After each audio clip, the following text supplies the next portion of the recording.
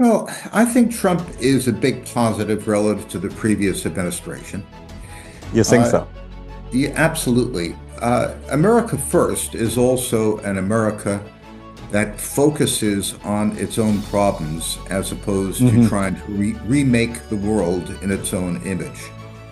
I think that the great, in fact, catastrophic mistake that the United States made after the fall of communism in Russia in 1990 was Yep. to imagine that history had come to an end and the world would now revert to a liberal democracy of the American model. And all we had to do was conduct a few military expeditions and a few color revolutions in order to nudge it in that direction. Yep. As Marco Rubio said yesterday in his confirmation hearings, this was a delusion. Yep. And I think the fact that Trump and his team, for example, Senator Rubio, understand that it was a delusion is an enormous change for the better.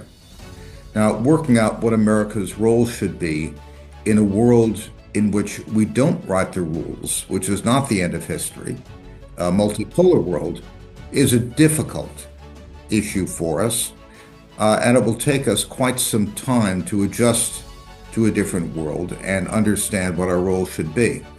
So I expect a Yep. lot of trial and error, a lot of improvisation, and any number of errors, but I don't expect errors on the scale of the Iraq War, the Afghanistan War, or indeed the Ukraine War. Uh, Hmm. Trump has said in public several times that the expansion of NATO provoked the Ukraine War.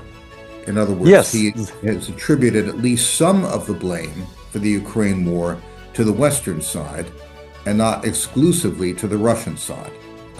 That's a breakthrough because if we're going to have peace, we have to understand that everyone has responsibility for the problems and responsibility for the solutions, and Yep. they have to be compromised.